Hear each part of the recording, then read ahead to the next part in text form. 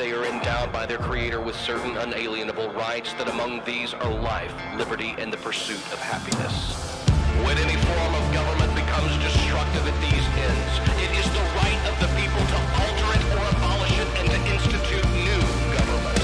We are the revolution. Stand up, stand up, stand up. Stand up, stand up, stand up. Stand up, stand up, stand up. We're the revolution. Stand up, stand up, stand up. Stand up, stand up, stand up. Stand up, stand up, stand up. We're the revolution.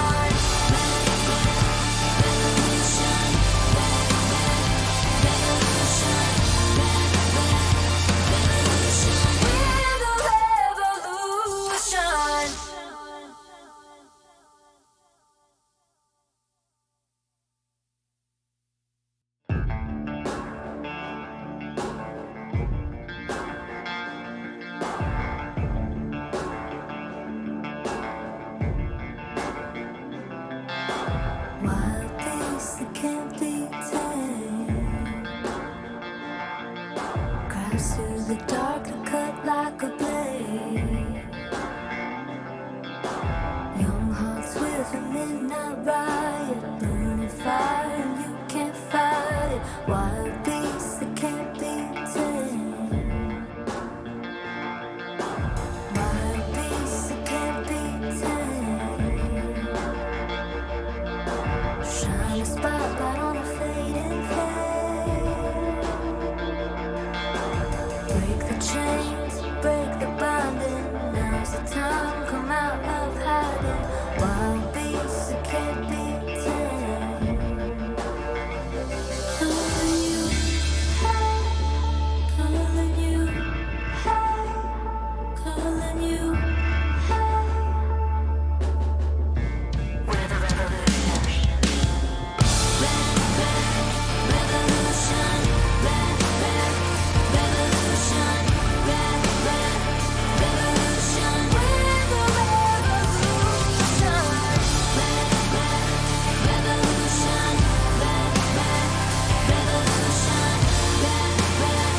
revolution. We're the revolution.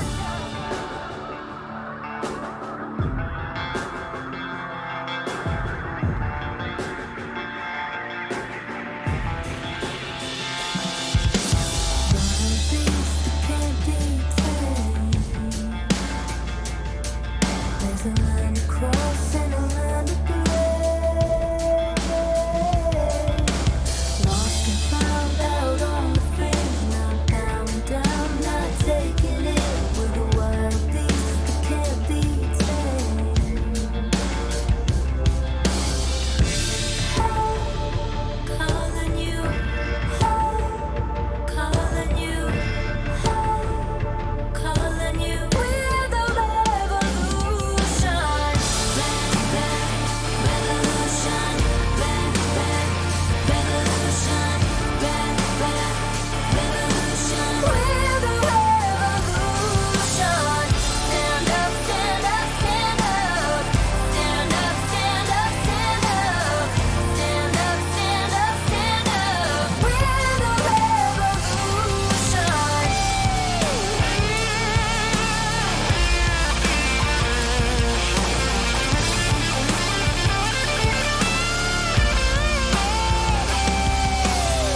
We hold these truths to be self-evident, that all men are created equal, that they are endowed by their Creator with certain unalienable rights, that among these are life, liberty, and the pursuit of happiness. When any form of government becomes destructive at these ends, it is the right of the people to alter it or abolish it and to institute new government. We are the revolution. Stand up, stand up, stand up. Stand up, stand up, stand up. Stand up, stand up, stand up. We're the revolution. Stand up, stand up, stand up. Stand up, stand up, stand up. Stand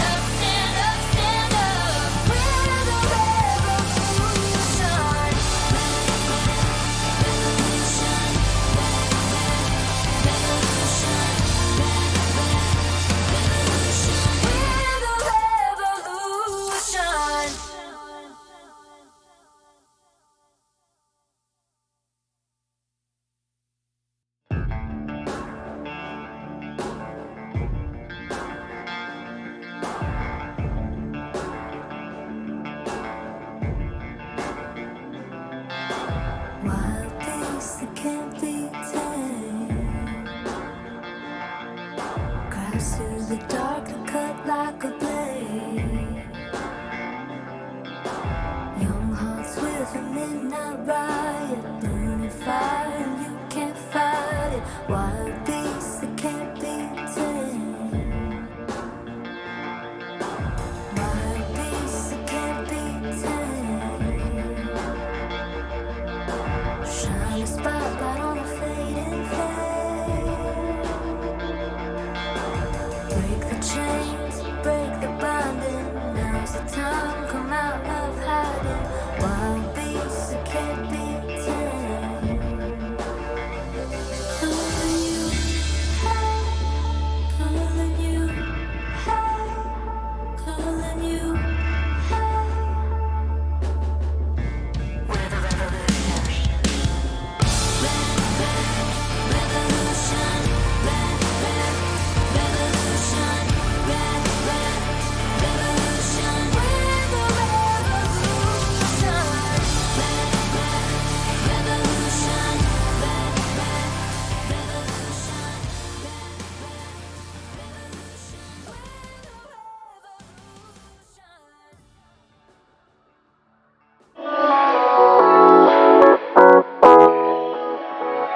Yeah, I'm restless, so give me something to do. Yeah, I can't stay here because I need to dance. Jump around and show them how I move. Hey guys, and welcome to live stream. Everybody will be on me, wanna join me when I take a shot. I made the mistake I'll be the center of it, about 3 hours ago kinda astronaut, of updating a couple of things. 'cause I'm shooting for the moon tonight. And Don't ever want to do that feeling I'm gonna crash some stupid party. because nothing ever works the same Everybody, when you a drink update something. But that's all right. I'm going to get it fixed. Everything's going to be okay at some point. For those of you new, we used to do this regularly, like all the time. Like every Tuesday night, we did a live stream. And so I want to get back to kind of doing the live streams again. The podcast is every Monday, Wednesday, Friday, but I miss just kind of getting to hang out with you guys one-on-one in a live setting where you can ask questions. We can talk about different topics. We can talk about basically anything you guys want to talk about. So I thought, tonight would be a good chance. There will be no podcast on Wednesday because season 4 of the Steve Freeman podcast will be coming out on Friday. So there won't be any podcast on Wednesday. The new season of the podcast is I put on social media today, bigger, better, and bolder. And I can assure you that is definitely going to be the case because it's going to be a lot of interviews this year. I've already got them lined up. I've already even got some of them done. Some of them had to be pre-recorded. Some of the interviews will be live. Some people will be coming on live. Some people will be pre-recorded. But it's going to be a great season. It's definitely going to be bolder. A lot more topics that I really wanted to dive into. And do what you guys have come accustomed and really know me for doing. And that is being brutally honest about the music business in general. Here's the thing. I listen to some people I shouldn't listen to. It's not that I shouldn't have listened to, but some people are like, man, you really need to tone it down a little bit. And so I kind of did that in season 3. I kind of dialed it back a little bit and I toned it down a little bit. And I realized that I'm not as happy with myself when I do that. I don't like toning it down. It's not really my brand. You know what I'm saying? So I really, really, really am kind of going back to the old me. I'm going to say a lot of things that are going to upset a lot of people. It's going to piss a lot of people off. But I'm at the point where if you think that I didn't care before, I really don't care now. It's just where I'm at. It's where I'm at right now. I do not care about upsetting anybody. And there are things that need to be talked about. Like for example, the first episode of season 4, I'm going to piss a lot of people off in town. But I don't give a fuck. And that's, I kind of tried to go through this transition where it's like I approach things a little bit more lightly and a little more kid gloves, not so much on the nose. And I cannot be that way. I can't. In the first episode of season 4 coming up on Friday, I'm hitting one of the Nashville institutions. I'm hitting them. I'm kicking them square in the nuts because I think they're ripping people off. And I'm going to call them by name. That's who I am, and so that's what we're going to go back to. That's what we're going to do because it just has to be that way. I just have to do it, and I hope that I don't lose you guys in the process. Most of you have been around here long enough that I think, and let me know if in the chat, guys, tonight we are live on YouTube, LinkedIn, Periscope, Twitch, and Facebook. So if you guys, I would love to I'm going to ask you some questions. I want to get some feedback from you guys, and just type it in the comment section on whatever platform you're listening or you're watching on, because I want to get your feedback. Many of you guys know me pre-8 months ago when I really spoke my mind more often and I didn't hold any punches. There were no holds barred, and I miss that. And trying to homogenize the podcast and my videos for a larger public consumption is what they were wanting me to do.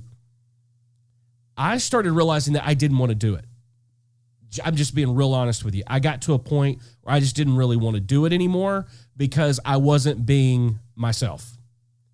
And I'm not going to do that anymore. I've got to go back to being me. I've got to go back to doing this the way that I want to do it, the only way that I know how to do it, and that is doing it no holds barred. Like I said, I don't care what people think. But see, I'm also walking this fine line with we've got some amazing opportunities coming our way that the podcast and the videos can grow internationally. Some really big things that I'm working on. And I thought for me, okay, maybe dial it down a little bit because not everybody likes that abrasive, kind of style. And I think what I'm realizing is that the more I try to back off, I think the less appealing it makes me. Because I have always been known for that. I've always been known to give people the middle finger. And I think that's really needed right now. When I was doing my research and preparing for this first episode of season 4 that comes out on Friday, I started approaching it. And really this whole thing, this kind of transition in my mind took place a few days ago. I started doing the research and I started approaching it like getting ready to record and cut this episode. I was approaching it like, okay, let's kind of handle it with kid gloves. And there was this argument that kept going on with myself in my mind, like, oh, but you really want to say this and you really want to say that. And I stopped. I was in the process of already doing the episode and recording it and everything. And I kept hearing this little voice of it, oh man, don't you wish you could say that? Don't you? And then I stopped myself and I remembered, you know what? You are the fucking guy that can say that. Because if you don't, everybody else is scared to. Everybody else is scared they're going to get blackballed in town. Well, let me tell you, the old Steve Freeman is back, and I don't give a goddamn about any of you. Not a single one of you downtown Music Row. I don't need one single motherfucker of you. Fuck all of you. I'm going to tell people the truth. We're going to get to the bottom of things. I'm going to tell you about scams. I'm going to tell you about ways that are just to get your fucking money and just to keep you in process and keep you spinning so that you don't have any success and they have all the secrets. I just can't do it the other ways, guys. And I will say, I'm sorry if that offends you. I'm sorry if that's not how you want to get your information. I cannot be the guy that I've been over this last season. I have got to be the guy that says and calls it the way that I see it and gives you the honest, brutal truth. The moniker when the podcast first started was Real Raw Truth. And that's what we're going back to. Because, guys, there is some dirty shit going on right now in the music business. It's always been a dirty business, don't get me wrong. But there's some stuff going on right now that is just, it's taking advantage of artists, taking advantage of songwriters. And look, I was having a conversation with somebody the other day about how, y'all have heard me talk on podcasts and live streams before about sharks, right? There are sharks, but see, there used to be bottom feeding sharks. And the new people that would come to town or want to come to town, they didn't know the difference. They didn't know that this person was a bottom feeding shark. They had no idea because you look somebody up online and they look credible. That credit may be they happen to be in the room when something happened, but they take credit for that. And that's how we called them bottom feeders and sharks. Guys, I am here to tell you those guys are no longer the people you need to watch out for.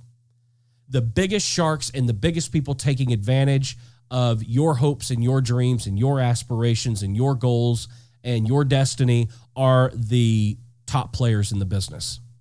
They are the top organizations that you used to could come to Nashville. You get involved with one of these organizations. They were in place to help songwriters and help artists. They're not. They're just out to get your money now. And I'm going to expose these people for this.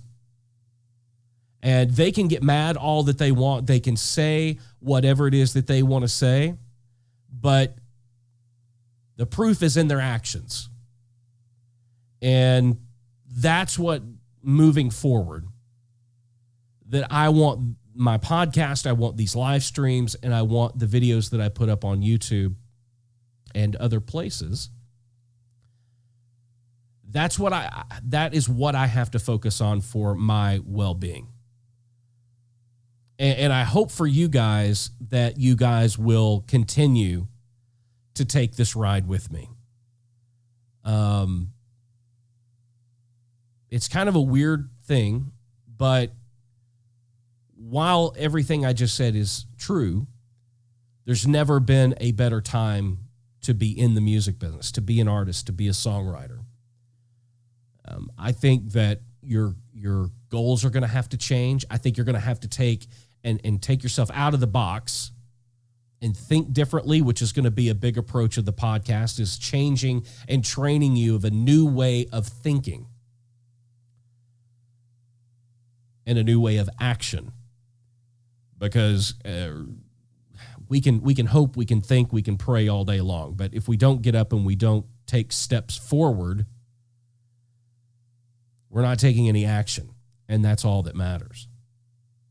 So I'm hoping that I don't, lose you guys in the process.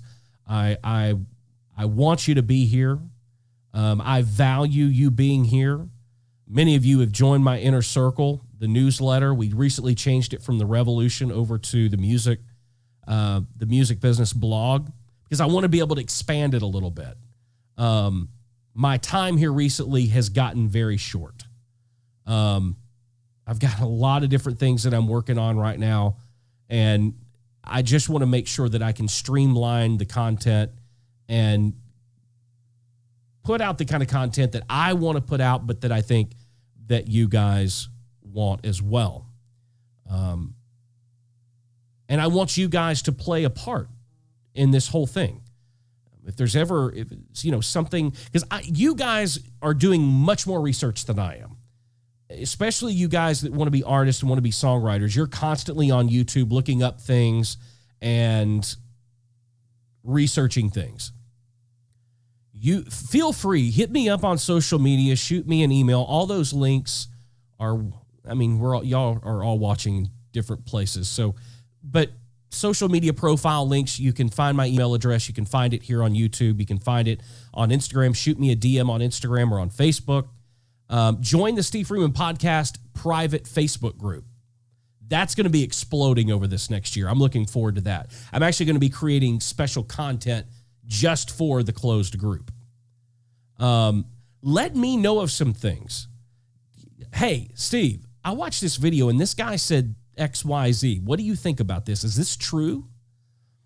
And I'll be real, I am just as up for confirming something as I am shooting it down. Everybody always says, well, Steve, you're just negative, man. It's like you just shoot. I'm not negative. I'm getting tired of seeing people feed you guys a line of shit. Like there are 2 people on YouTube right now that have I fucking hate this one guy. I just got to be honest with you. I watch his videos because then I can take a baseball bat and go out and beat the living shit out of a tree because that gets my anger out. But he pisses me off, and that's the only reason I watch him, because he is disseminating all of this information on marketing your music and how to be successful in music, and that motherfucker has never been successful in music. The only thing he's successful in is making YouTube videos about how to be successful in music. He doesn't have one single credit on AllMusic. He doesn't have any sort of real world mainstream success. You ask the guy and he goes, well, I sell beats. Fuck you. Fuck you and your beats. Calls himself a producer because he makes beats. I'm going to go out on a limb and tell you this. Beat makers, you're not fucking producers. You're computer programmers. Period. End of story. You don't know what it's like to get 7 guys in a room with different personalities and different skill sets and lay down a song that nobody's ever heard before and walk out of there with a full band recording that sounds like $1 million. That's the job of a producer, is to work with people and personalities and know who to put in a room with each other. How to bring the vision of an idea into the reality of a recording. That's a producer. Sitting here and doing... That's not a fucking producer. You're a computer programmer. Now, you can get offended by that, or you can take pride in knowing you're a damn good computer programmer. But that's the kind of stuff I'm going to start talking about. People that make beats aren't producers. They're computer programmers. People that sell their beats are not producers. They sell computer programs. And I get sick and tired. So it's not that I'm just negative about everything else I see out there. It's just wrong. It's incorrect. It's incorrect information. And you guys are taking the information and running with it.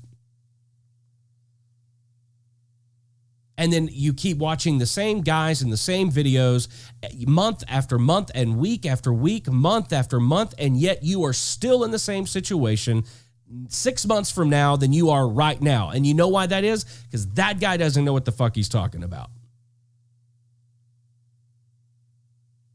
You cannot learn how to do something from someone who's never done it. Period. And if y'all want to apply that philosophy, I'm now charging $700 an hour to teach golf lessons. I'll have a sign-up form on Google after the podcast, after the show tonight, and y'all can sign up. Y'all can come to Nashville. $700 an hour. I'll teach you how to play golf. And we can do this for 6-8 months a year. Now, you're not going to be a really good golfer at the end of the year, but what difference does it make? I'm offering lessons. I say all that to say, show me somebody that's giving you accurate and correct information, and I'm more than happy to praise them. I'll give you one right now. Graham Cochran. I like Graham Cochran. If you haven't checked out his YouTube videos on how to grow an online business, Graham's a really cool guy. He also owns the Recording Revolution. If If you want to learn Pro Tools, go check out one of his courses. The guy's brilliant. He knows what he's doing. He and I are not in the same space.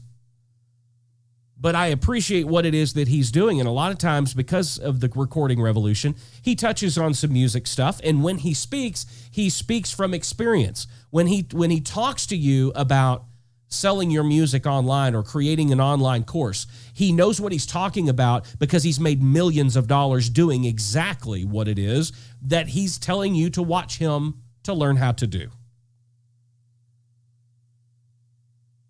I don't know what it is about our society today that we are just so willing to take people at face value.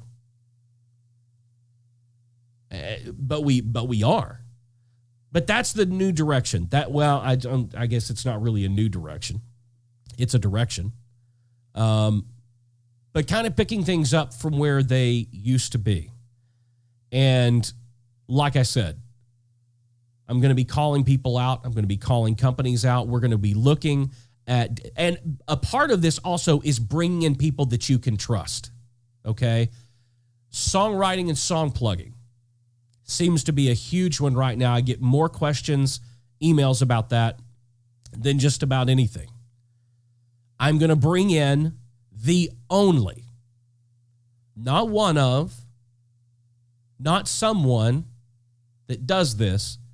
I'm going to bring in the only independent song plugger in this country that I trust, that I would trust. And we're going to talk to him about what it takes to get your songs cut. I tell you all the time what it takes to get your songs cut. But if you don't, I want to bring in reinforcement. And I don't know what he's going to say. He may say something completely contradictory to what I'm saying. But I trust him, and I trust him for you, and I want you to be able to ask him the hard questions. I'm going to ask him the hard questions. We're going to talk about producing records, not creating fucking beats. I'm going to bring in some other producers that I respect and that I admire and that I work with. I'm going to bring in musicians from the studio, but also road musicians. We're going to talk about the difference between a studio player and a road player, because let me tell you, there is a difference. There are some road guys that cannot step into a studio and play to a click. All of this information is important to you in the process that you're in. We're going to get more into business building this season. Because I've said it before on live streams and podcasts and videos, if those of you that are watching that are coming from a music business, music artist, songwriting, producing thing, if you don't look at that as starting a business, then that's where you're going wrong immediately right now, and we got to fix that. The music business is no different than any other business. If you want to learn how to run and have a successful career in music, I'm going to teach you how to have a successful business. You cannot have one without the other. I'll say it again, it blows my mind some of the questions that I get from people. I would understand if they were just starting out in the business, but I'm talking about people who have done this a while, come to me and ask me questions that I'm blown away by. One of the things I'm working on that's going to be coming up is a thing on PROs, on performing rights organizations. I'm surprised that many of you don't know the difference between registering a song with a PRO and a copyright. 9 out of 10 songwriters I run into think it's one and the same thing. It's not. But instead of just giving my opinion on it, I'm going to bring in the senior vice president of creative for CSAC. And she's going to tell you about it.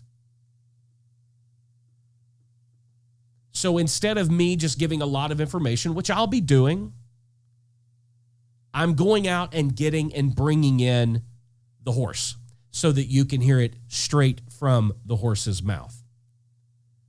And I'm fortunate enough to have a relationship with a lot of these people that I'm going to be bringing in, they're not going to, quote unquote, walk the party line. They're going to give you the truth because they know I will hold them accountable to the truth. If I bring in a guest and they say something and I know it's bullshit, I'm going to call them that it's bullshit. We're going to get real answers for you. And we're going to have some fun doing it. So that was a long kind of thing there. Sorry about that, guys. I just want to explain to you the difference in what we've been doing and what we're going to be doing. And I think what we're going to be doing is a lot more exciting than what we've been doing. Just in my humble, honest opinion. Let's see. Let's welcome in some folks. James Buchanan. James, good to have you here, man. Michael O. Charles Thorne. Fatima is here. And I'm sure I'm supposed to be bringing in everybody, but I don't think it's bringing in everybody to the same place. I know we've got some people on Facebook that this thing over here isn't showing.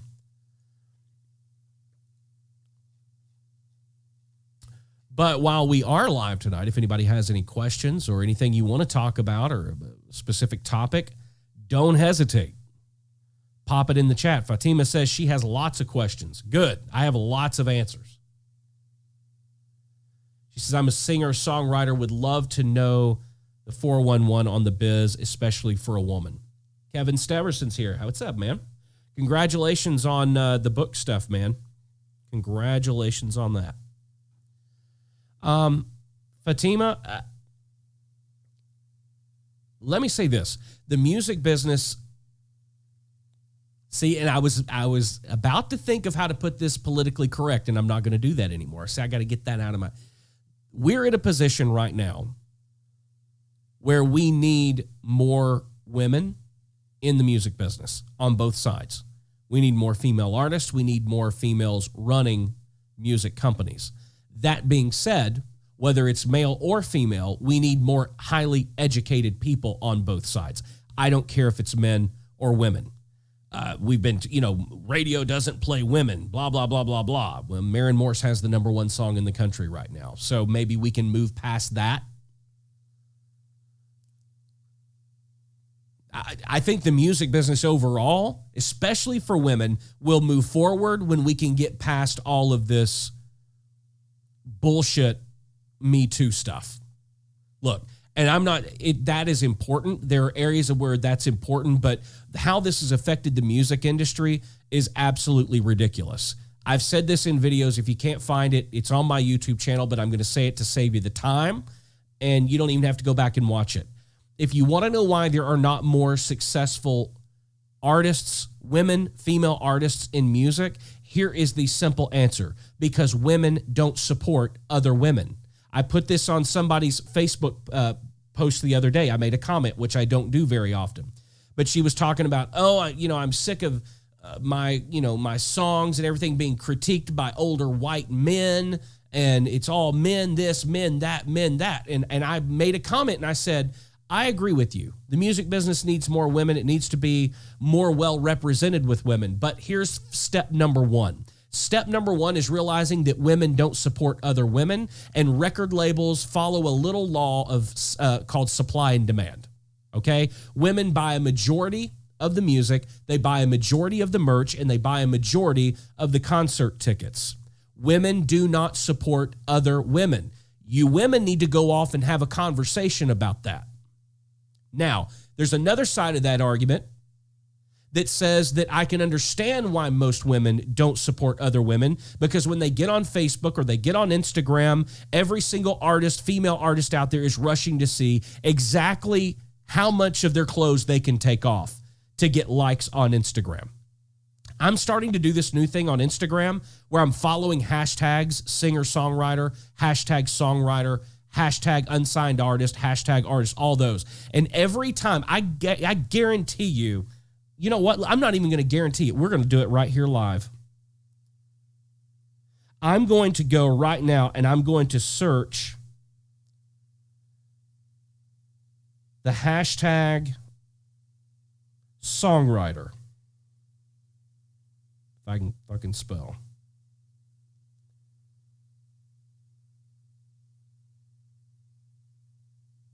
Okay, here we go. Hashtag songwriter.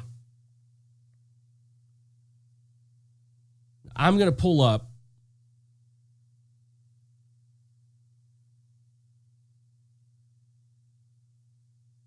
it's unbelievable to me. So I mean, it's just like it's a Sports Illustrated bathing suit edition under hashtag songwriter. Now, what does that have to do? What does the picture of you in the bikini by the pool have anything whatsoever to do with you as a songwriter? But it's these same people that are saying, oh, it's the men holding us down, keeping us out of the business. Bullshit. Women don't support other women because most of you women get on here and look, I'm a red-blooded American male. I don't mind looking at it. But here's the problem. I'm not buying your records. I'm not buying your concert tickets. Other women are. Other women, for the most part, are threatened by other women. So you, as a female artist, if you are conducting yourself that way online, if you're going for those likes and those views and those follows, because you're getting them because you're either scantily clad or you're in a, weird pose or you're constantly by the pool, nobody's by the fucking pool that much, okay? You have to understand as that artist, as a female, you are threatening to other women. So they're not going to support you. So let me say this once and for all. The problem with there not being more female artists is not that there's not enough female artists or there's some man holding them back somewhere. The problem is that all of the labels follow the simple rule of supply and demand. Women buy the records, women buy the concert tickets, women buy the merch. Period. There is no demand among women for more female artists. We can talk Me Too. We can talk women empowerment. We can talk all of that. None of that means a damn hill of beans. When it comes down to it, this is business, and this is about nickels, dimes, dollars, and checks. If women started supporting more women, there would be a demand for more women, and the labels would supply that demand. Right now, there is no demand. There's no demand for female artists. Or at least there's no more demand than the climate will hold right now. I mean, you've got Taylor Swift, Ariana Grande. I swear to God, you can't turn on a radio station without hearing Ariana Grande. It's like one Ariana Grande song, and then they'll play two more, and then it's another Ariana Grande song. It's like, Jesus Christ, enough.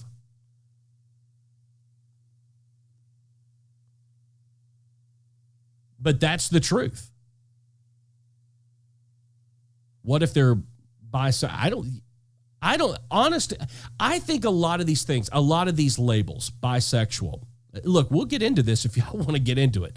Bisexual, black, African American, red, green, alien, Indian, Martian. I think those are all stigmas and labels that we as a society have put on other people so that we can go, oh, that's a whatever, hands length, stay away. We've put, I don't think that's an industry thing. Everybody's like, oh, it's impossible for a black guy to be successful in country music. Tell that to Jimmy Allen. Just had a #1 record a month ago, 2 months ago. Black guy. Extremely talented.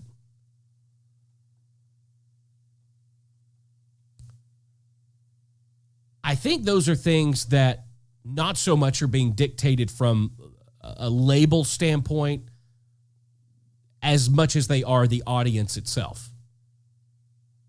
Because I've been around them too long. Charlie Hines, you would make a great country artist. You would. I'm here to tell you. Here's the thing that I know.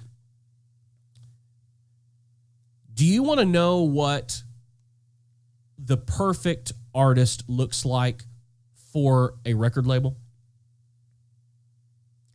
I can give you down to the shoelaces of what major labels would classify and describe as the perfect artist. Would you like to hear? Here it goes. Get a pen and paper. Here it is. This is the perfect description of what a record label is looking for in an artist. They make money. Period. They don't care if they're gay. They don't care if they're white. They don't care if they're black. They don't care if they're Asian. They don't care if they're bisexual. They don't care if they're trans. They don't care if they're LGBTQ, WXR, and Z. They don't care if they have long hair, short hair. They don't care if they have a beard or if they're clean shaven. They don't care if they're fat, skinny, anorexic, drug addict.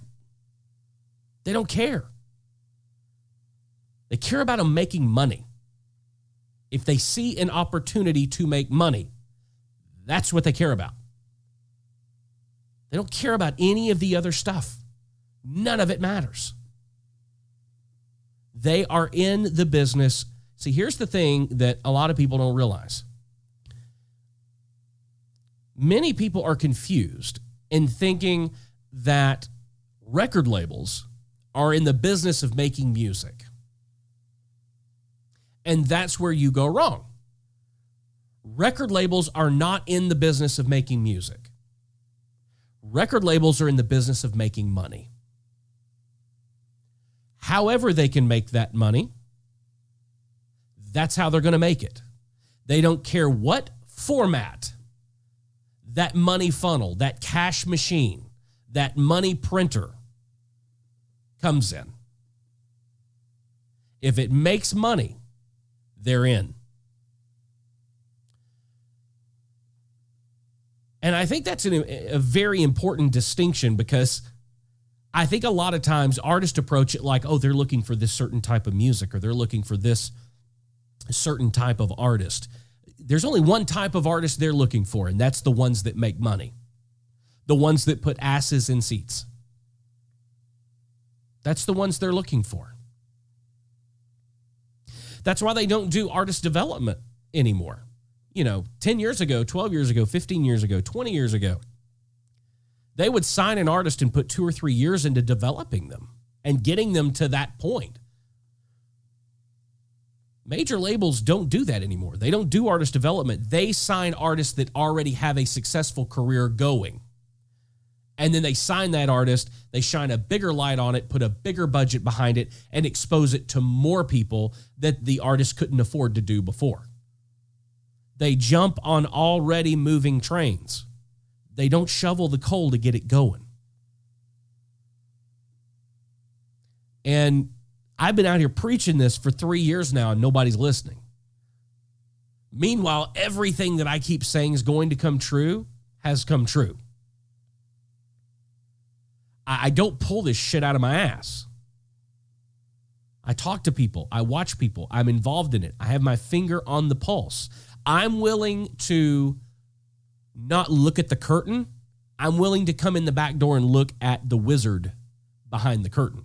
See, that's where my focus is. Everybody else is focused on the curtain. Oh, the curtain's moving now this. Oh, now it's going to go. I don't care about the curtain. The curtain is a distraction.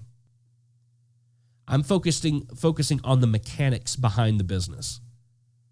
What I see artists doing that is successful, what I see artists doing that ultimately lead to failure. And I see it lead to failure more often because you're distracted by the curtain. And trust me, the business, I know here in Nashville, the business does a great job of its.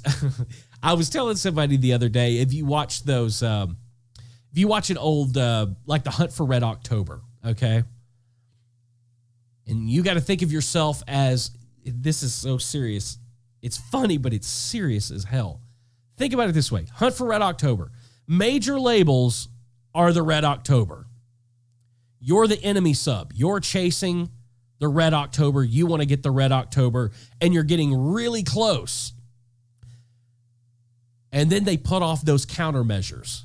See, this is what the business does so well, and this is what so many artists don't do well at all. Y'all fall for every fucking countermeasure the major labels and the business throw out there. Oh, you got to go over here and do this. Oh, okay, so now we divert off, and we run into a countermeasure. Oh, well, you need to go to this songwriting camp with Judy Stakey, even though it's $2,700, and you're not going to get shit out of it other than spending time with other people that are passionate about writing songs the way you are. And at the end of it, that was a lot of fun, so you say it was good, but what did you get out of it? Not a fucking thing. She got $2,700. You got to spend 2 days with a couple buddies. Countermeasure. Oh, you need to sign up for NSAI. Countermeasure. Oh, you need to go write songs and sit down at the Red Door. I'm going to tell y'all something. And I won't name names because I don't know that she would want me to name her name. I'm going to have her on the podcast. If she wants to say that it's her, she can, but I'm not going to. I had a friend that I write with often who is one of the most talented people in this town, hands down. Bar none, hands down. Writer, vocalist, and everybody knows it. She had a meeting with a major publishing company the other day, and she texted me about something else, and I texted back, hey, how did the meeting go? And the person that she met with at this major publishing company told her after listening to some of her songs that she felt like she needed to go down to the Red Door, which is a bar here in Nashville, hang out, listen to other songwriters, and meet some other new songwriters that she could be co-writing with that she feels like would make her a better songwriter. Big fucking countermeasure. Now, the person in this meeting has never written a hit song in her life. She's never produced a hit record in her entire life. She wouldn't know a hit song if it slapped her upside the fucking face. But it's this perpetual thing in the music business that we just get together and we pat each other on the back. And it's the example I just said. It's countermeasure after countermeasure after countermeasure to keep you distracted from trying to get in and become a part of the actual movement of the business, become a part of the actual infrastructure of the actual business. See, here's what many of you don't know, okay? There's this big circle. Let's see if I can get this on camera. Big circle. That's not a big circle, but it's the biggest circle I can go and still be in frame. Okay, somewhere in there. Big circle, right? Music business. What many of you don't understand is you're focused on this circle. Music business. Except the music business is that circle right there. And as long as they keep all of you out here, they keep you out of there. Countermeasures. What about American Idol, making the band, all that stuff? Countermeasure. American Idol, The Voice, America's Got Talent, they all exist for one reason: to sell advertising. They're not trying to find superstars. They're not trying to find artists, successful artists. Songland's not trying to find successful songwriters. They're trying to sell advertising. Countermeasure. And y'all fall for it every single time. I have got somebody that has messaged me from time to time over the last 3 or 4 years. I've never charged, I consider them a friend. I've never charged them for like a one-on-one session or a coaching session. They've never paid me for artist development. It's not that, right? I just try to help. And regardless of knowing that I know exactly what I'm talking about, a couple months will go by and, hey, I'm thinking about auditioning for American Idol.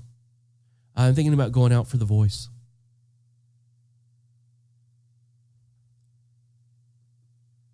If you don't listen and you don't apply, you're just going to chase countermeasures the rest of your fucking life. And I'm getting to the point where I don't have patience for it anymore. When it comes to those shows like America, they haven't launched a superstar in 14 years. It's just a fact. I'm not saying something to be negative. It's just a fucking fact. Period. The Voice has not launched a superstar. Fact. America's Got Talent has not launched a superstar. Fact. 98% of the people that go on those shows, after their run on the show's over, you never hear from them again. And those artists are struggling to make hay while the sun's up. And they're trying to make the most of their appearance on these shows. And contractually, they make it almost impossible. And here's the thing. Here's the hard part. Here's what most artists don't want to admit. And this is the truth. The reason that is because people don't care. See, you guys think, oh, I'm going to be on American Idol. I'm going to be up in front of millions of people and they're going to care. They care as long as you're on the show. And then they don't give a shit anymore. They care as long as you're on The Voice. Once you're off The Voice, there's somebody else on The Voice. And now they're rooting for that guy or that girl or that duo. They don't care about you. That's why it's very difficult to build a fan base off of being on one of those shows. You're only relevant as long as you're on the show. The minute you're off the show, you're not relevant anymore. You could even look at the winners of those shows. I mean, I was telling somebody that it was the same person I was texting. The only person I can name that won the Voice was the first year, the Javier Colon. He made an impression on me. I couldn't tell you the winner of any other season. But yet I've worked with probably 30 or 40 people that have been on the show. Same thing with American Idol.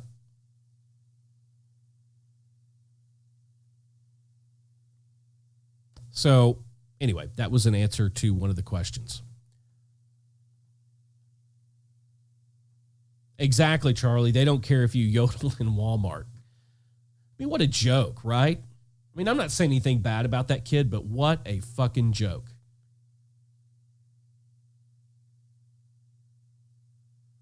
Michael, who says, you have to be yourself. We don't come back to hear you lie to us. That's the one thing I'll never do, Michael, is I'll never lie to you. I may go overboard in telling you the truth, but I'll never lie to you.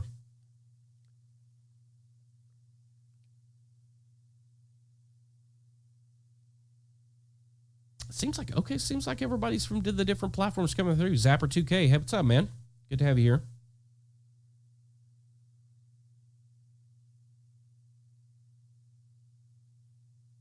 Guys, what's happening, man?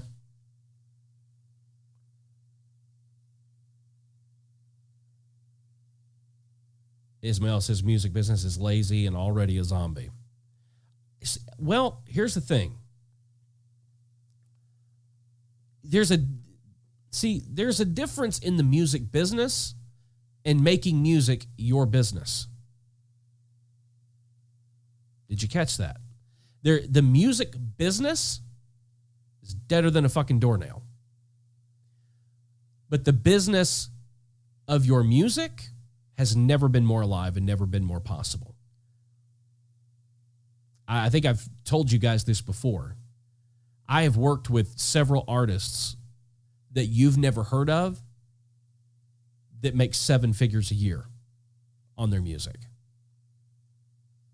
I've worked with artists that every single person watching this stream right now has heard of, and they're struggling to pay their bills. It's all in how you approach it. There is a difference between the music business and the business of music. See, I have no desire to be in the music business because I've been in the music business for 25 years. I am, however, in the business of my music. I know how to monetize music. I know how to monetize and grow an artist's career and a songwriter's career. But we've talked about this many times too. The problem with the music business is the whole fame thing. So many artists want to be famous. You've heard me say it a million times. You would rather be perceived as famous than have the reality of success, because fame and success are not the same thing. I've been saying it for 3 years and I cannot seem to get it through people's heads. Fame and success are not the same thing. You can have success without fame, but it's impossible to have fame without success.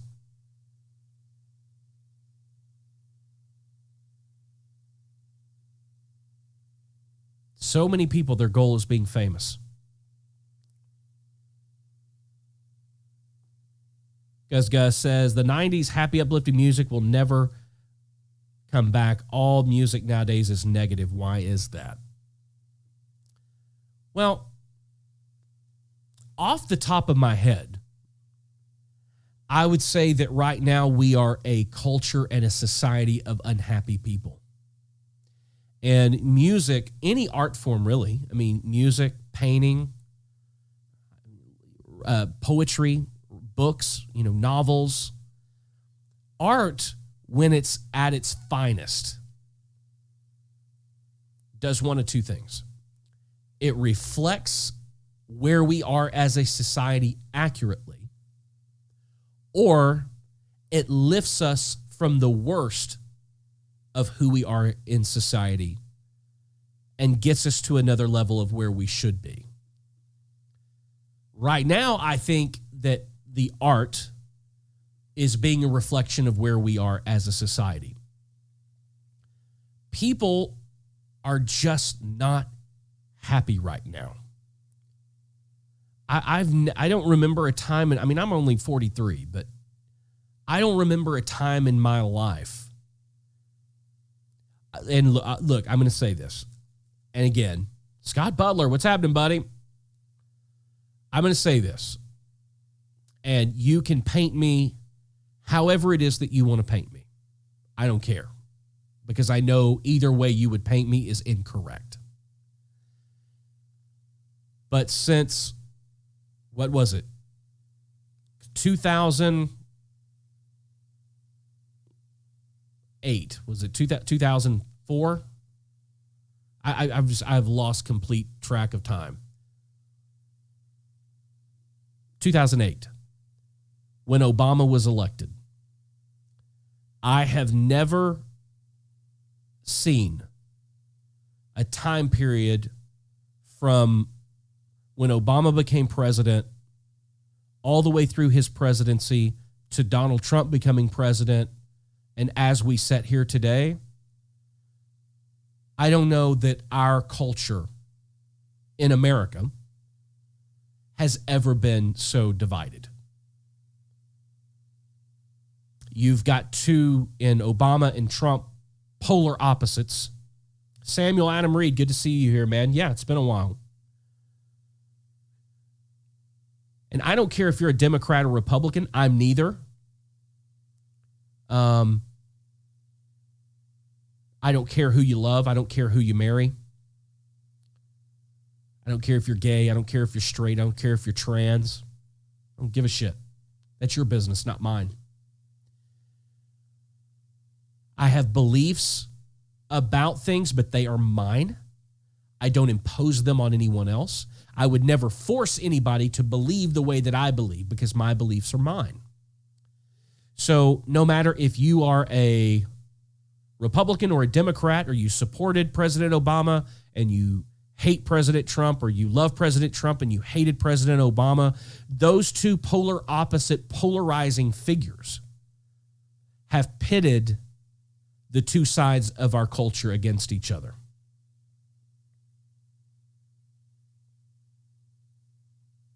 And,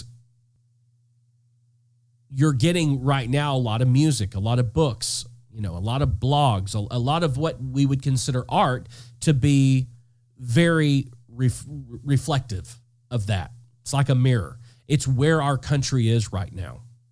So the reason there's not a lot of positive music out there is because we don't live in a very positive society right now. People just flat fucking hate each other. We've become intolerant of one another. We've become judgmental of one another. And it's sad. So you make a very valid point. You go back to the 90s, we didn't have any of this. Yeah, I mean, sure, whether it was Bush or Clinton, it was like, okay, some people didn't like Clinton, but it was, and then some people didn't like Bush, but it was purely a political thing. It wasn't a lifestyle thing. And we've seen this political shift go from, well, I can get along with that guy just because he's a Republican and I'm a Democrat. I mean, doesn't mean we can't have a great conversation. Into today, it's, no, fuck you. I'm not having anything to do with you. I don't want to talk to you. I don't want to live down the street from you. And that's sad. That is really sad. And I think both sides have played a part in that, have played a key role in, instead of sitting down and talking to each other, let's just go, let's just hate each other. And that's sad for many different reasons. It's sad for the world that we're leaving our children. You hear these politicians say all the time, is the goal is to leave something better for your kids than when you found it. And as the father of a 16-year-old and a 12-year-old, I can honestly sit here today and I can say, I don't know that the world I'm going to leave my kids is better than the one I had. I cannot say that right now. I'm hoping that something changes, and it is the case. But we've just gotten to be such a society of labels. It's like we've got to put a label on everything. Black, white, straight, gay, lesbian, trans, Republican, Democrat, independent.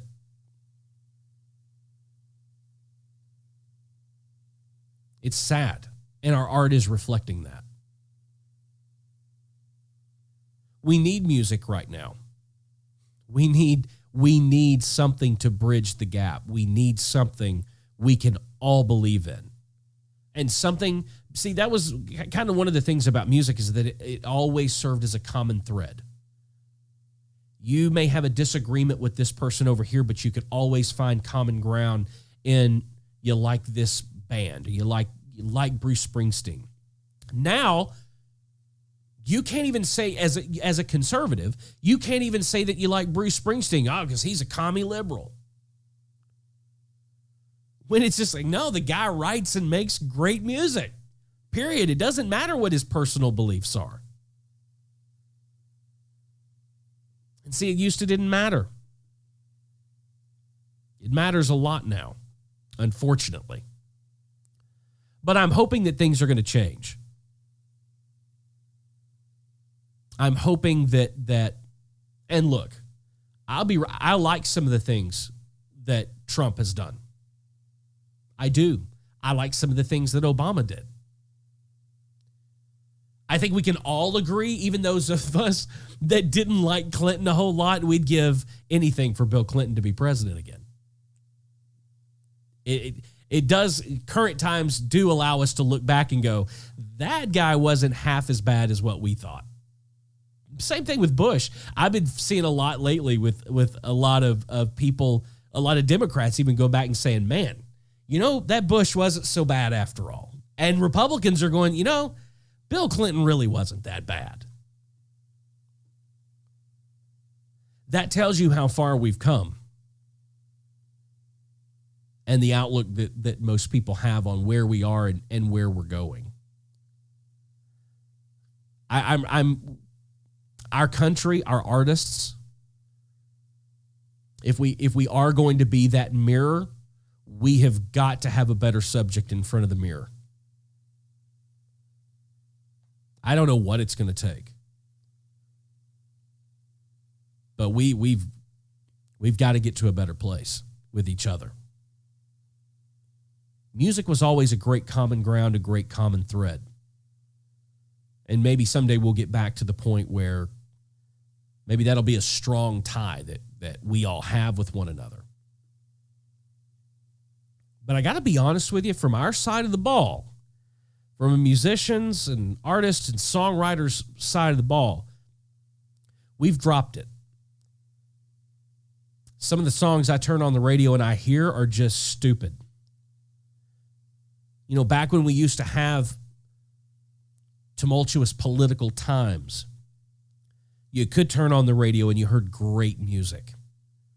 You know, you heard Don't Stop Believin'. You turn on, you heard Elton John. Your Song. You hear Lionel Richie. Say You, Say Me. Now you turn on the radio and it's some stupid fucking ditty from Ariana Grande. Break up with your girlfriend because I'm bored. And just think about that for a second. You used to could turn on the radio and you did hear inspiration. You heard greatness. You heard a hope for a better future. And now we get Old Town Road and Break Up with Your Girlfriend.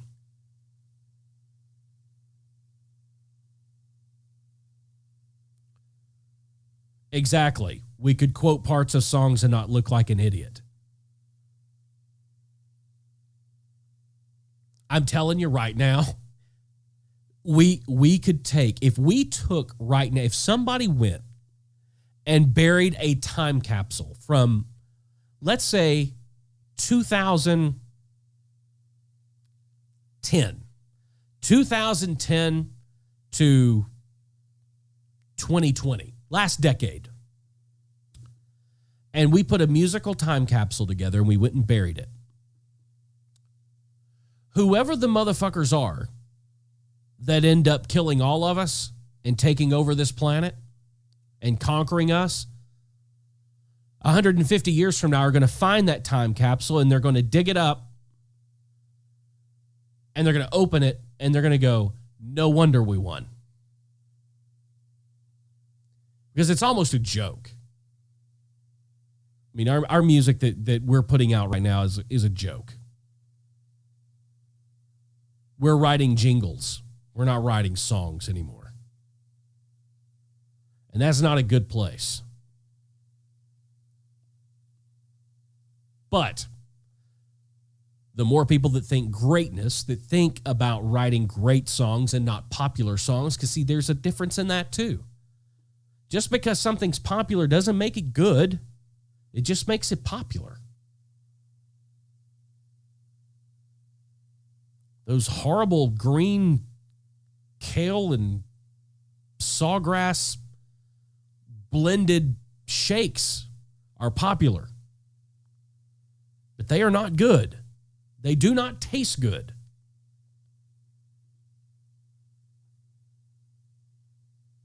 But anyway.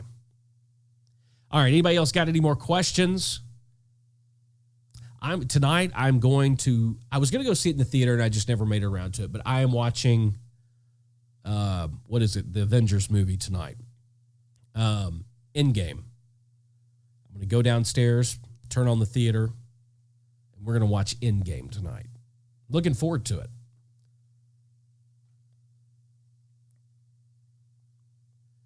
Hot for creature. They are good for you. They're healthy for you. But they don't taste good. There's no substance. It's just grass.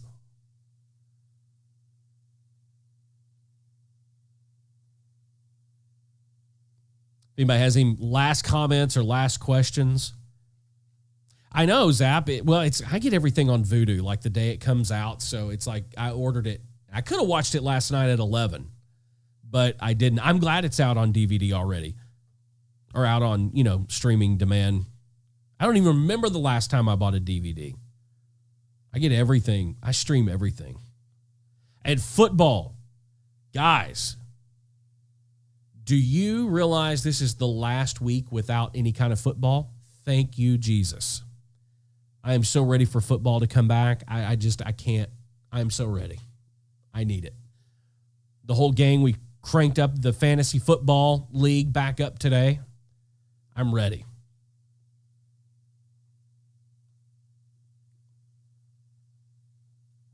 Gus, what is your best way to get inspiration for songwriting? These. What I see, what I experience, what I hear other people experiencing, or what I see or hear of other people going through. I'm at a point right now where I don't write commercially anymore, meaning that I don't just go sit in a room and write with somebody to try to write a song to get cut. I don't do that anymore. I write for specific projects. So either I'm writing something for a film or a TV show, or I'm writing with an artist or for an artist specific project. But when I do that, you know, it all comes from here. I keep track of things that I see and things that I hear and things that strike me and go, man, that really touched me. How can I turn that into a song? That's where I draw my inspiration from. Life, living it.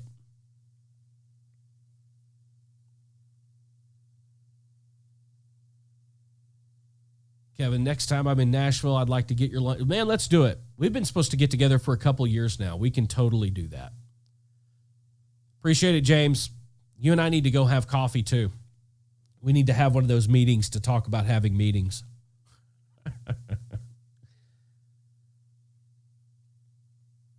But yeah, Kevin, definitely. Next time you're here, let me know, man. If you let me know in plenty of advance, I can generally make time. And would love to. If